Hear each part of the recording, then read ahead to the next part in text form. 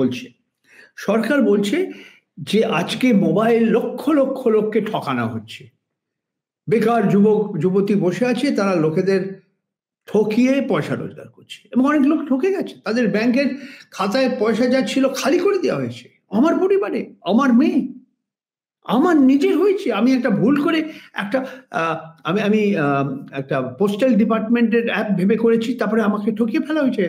তারপরে এর পড়ার পরে সাইবার সেল আছে, এই হয়, নালিশ করার পরেও, কমপ্লেন করার পরেও কিছুই হয় না। তো মানুষকে ঠকানো খুব সুবিধা। এরকম আমাদের দেশে লক্ষ লক্ষ, হয়তো কোটি কোটি যুবক যুবতী আছে যাদের কাজ নেই, তারা বেকার, তারা এই করছে, লোকেদের ঠকাবার চেষ্টা করছে। ঠিক আছে, খুব ভালো উদ্দেশ্য। আরেকটা কি দেখালো, যে না, কারোর ফোন যদি হঠাৎ চুরি হয়ে যায় বা কেউ ওকে কোথাও একটা ফেলে গেলে, তুমি ভুল করে কোথাও একটা রেখে গেলে, এই ফোনটা কোথায় আছে এটা, এই নতুন অ্যাপটা যদি থাকে, ওই যেখানে হারিয়ে গেছে ফোন পেয়ে যাবে। যে যে তোমার অ্যাপটা চুরি করেছে সে পেয়ে যাবে। কারণ তোমার প্রত্যেক ফোনে যে সিম থাকে, সাবস্ক্রাইবার আইডেন্টি মডুল, সঙ্গে সঙ্গে প্রত্যেক মোবাইলের একটা নম্বর থাকে। ওটাকে বলা হয় ইন্টারন্যাশনাল মোবাইল ইকুইপমেন্ট আইডেন্টিটি। তার মানে প্রত্যেক ফোনের ভেতরে একটা তো ঠিক আছে, তুমি পেলে খুব ভালো। কিন্তু আসলে লোকে সরকারের কথা বিশ্বাস করতে পারে। ঠিক আছে, তোমার অনেক রাস্তা আছে, আইএমআই ট্র্যাক করার জন্য অনেক রাস্তা আছে। তুমি যদি কেউ তোমাকে ঠকানো হচ্ছে, তোমাদের যে সাইবার সেল আছে, পুলিশ ডিপার্টমেন্ট, ওদের শেখাও কিভাবে লোকেদের, একটা সিমে কেউ তোমায় ঠকিয়ে সঙ্গে সঙ্গে আরে অন্য অন্য কোথাও পালিয়ে গেল, একটা জায়গা থেকে কোনো ব্যাংক থেকে পয়সা করে সঙ্গে সঙ্গে সেটা পালিয়ে যায়, এদের ধরো। যেই লক্ষ লক্ষ লোককে ঠকানো হচ্ছে, অল্প কয়েকজনকে ভারত সরকার বা বিভিন্ন রাজ্যের পুলিশ ডিপার্টমেন্ট, পুলিশ তাদের গ্রেফতার করা বা তাদের বিরুদ্ধে সাজা দিতে পেরেছে। খুব ভালো। এটা ভারতীয় জনতা পার্টির যে মুখপাত্র সম্বিত পাত্র, এরা সব বলছে। কিন্তু আসলে সঙ্গে সঙ্গে তুমি কি, প্রত্যেক নাগরিক কি করছে, কার সঙ্গে কথা বলছে, কি কথা বলছে, কোথায় যাচ্ছে, কোন ছবি দেখছে, কোন ভিডিও দেখছে, কোন কাকে মেসেজ পাঠাচ্ছে, এই সবও দেখতে চাও। আমি মনে করি এটা যদি আমার উদাহরণ দিতে হয়, তো ধরো তোমার টেবিলের ওপর একটা মাছি বসেছে, সে মাছিটাকে তুমি মারতে পারো, মারতে চাইছো, ঠিক আছে, খুব ভালো। কিন্তু এত বড় একটা হাতুড়ি নিয়ে ওই মাছিটার ওপরে যখন মারলে, পুরো তোমার টেবিলটাই ভেঙে গেল। এই হয়েছে আজকের এই দেশের দুরবস্থা। এই সরকার, ভারতীয় জনতা পার্টির সরকার, এনডিএর সরকার, এরা 2024-এর লোকসভা নির্বাচনের পরে দুর্বল হয়ে গেছে। এখন দেখাচ্ছে যে ওই বাঘটা আহত হয়ে গেছে, আরো ভয়ানক হয়ে গেছে সে। সেই লোকেরা বলছে ওই বাঘটা এখন আসলে বেড়াল হয়ে গেছে, কিন্তু ওই বেড়ালটা এখনো দেখাচ্ছে যে আমি এখনো বাঘ। তো কিভাবে আমরা দেখছি একের পর এক তোমার এসআইআর, বিশেষ গহন পুনরীক্ষণ, তো মতদাতাদের যে লিস্ট বেরোচ্ছে, এটা আজকে খুব বিবাদিত একটা বিষয় হয়ে গেছে। মহারাষ্ট্রে হয়েছে, বিহারে হয়েছে এবং এখন পশ্চিমবঙ্গে হয়েছে। তো আমরা দেখছি কিভাবে সরকার প্রত্যেক নাগরিক কি করছে কি না করছে নজরদারি করতে চায়। আধার, তোমার ব্যাংকের খাতা, যা, তোমার ড্রাইভিং লাইসেন্স, তোমার মনরেগা কার্ড, এবং আমরা দেখছি যে সরকার এগুলি কারোকে দেওয়ার উচিত না।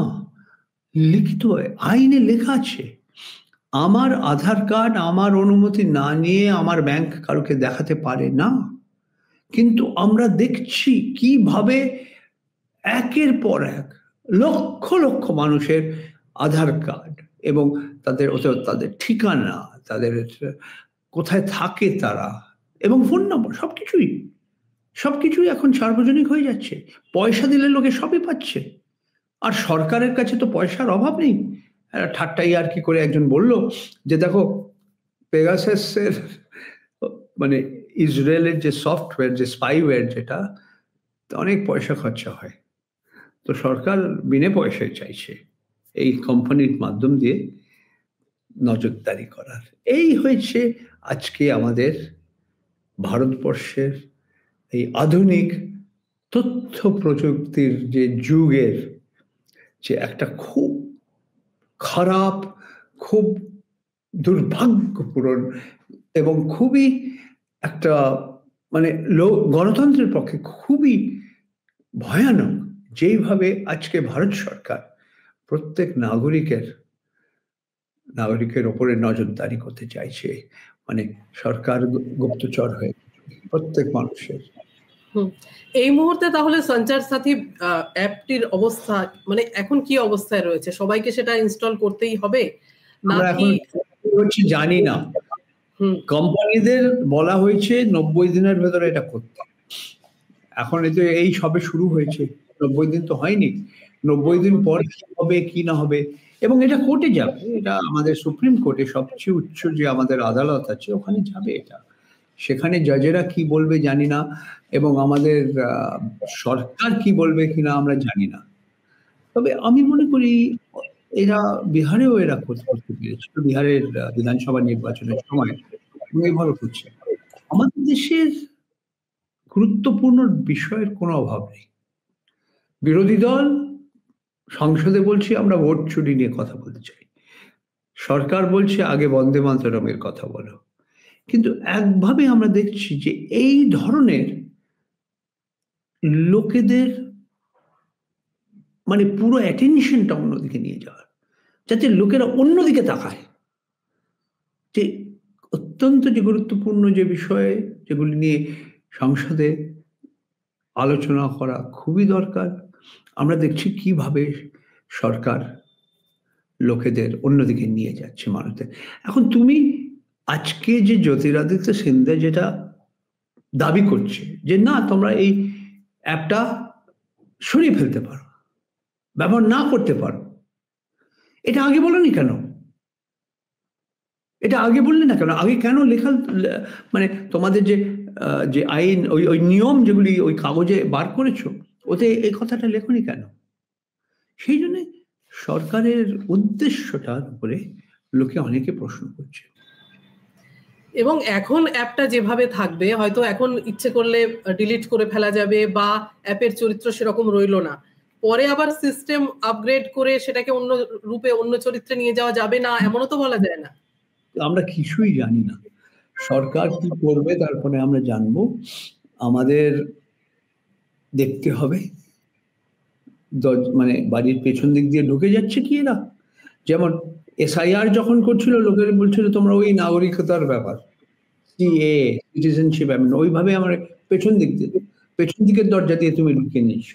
তো এর পেগাসাস নিয়ে তো অনেক চেঁচামেচি হয়েছে, আমি নিজেও গেছি সুপ্রিম কোর্টে, কারণ আমি সন্দেহ করেছি যে আমার ফোনেও এরা নজরদারি করছে, আমার ফোনেও পেগাসাসটা ঢুকে দিয়েছে। এটা সুপ্রিম কোর্টে গেছিল, সমিতি গঠন করা হয়েছিল, আমি আমার ফোন বিভিন্ন সমিতিদের কাছে আমার এরা ফোনের ভিতরে যা যা জিনিস আছে সেটা বার করে ওরা এটার তদন্ত করেছে। এখন সুপ্রিম কোর্ট কি করবে কি না করবে, 2.5 বছর বেশি হয়ে গেছে, 2.5 বছর হয়ে গেছে, তো কিছুই হয়নি। এখন দেখা যাক। এটা মানে অদ্ভুত আমরা যুক্তি শুনেছি সুপ্রিম কোর্টে। আমাদের সলিসিটর জেনারেল অফ ইন্ডিয়া যে তুষার মেহতা উনি বললেন যে সন্ত্রাসবাদী তারও কি নিজের অধিকার আছে? অবশ্যই কেউ হ্যাঁ বলবেন, কে সন্ত্রাসবাদী, কে বলবে কে সন্ত্রাসবাদী, কে টেরোরিস্ট এবং কে টেরোরিস্ট আগে থেকে তুমি কি করে জানো? তার মানে তুমি কি এই ইসরায়েল থেকে এই যে সফটওয়্যার যে স্পাইওয়্যার তোমরা অনেকে সন্দেহ করে তোমরা কিনেছো, সাধারণ মানুষের উপরে তোমরা তাদের ফোনে কি আছে তাদের উপরে তোমরা স্পাইং করছো, নজরদারি করছো, গুপ্তচর তুমি হয়ে গেছো।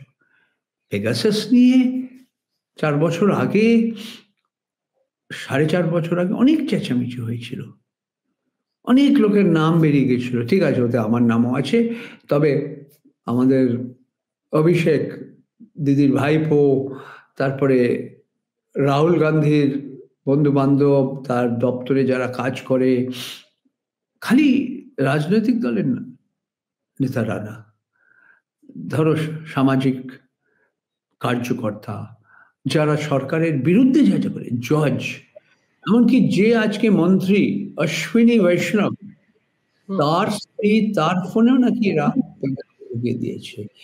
আমরা রাজস্থানের ভূতপূর্ব মুখ্যমন্ত্রী বসুন্ধরা রাজে সিন্ধিয়া, তারও একজন দপ্তরে একজন লোক, তার ফোনেও আছে। কিছু জজ, নির্বাচন আয়ুক্ত যে অশোক লাবাসা, যে পরে ছেড়ে দিল, বা একভাবে ওকে বাধ্য হয়ে ছাড়তে হয়েছিল। এটা হলো 2019-এর নির্বাচনের সময়, লোকসভা নির্বাচনের সময়। এদের ফোনেও পেগাসাস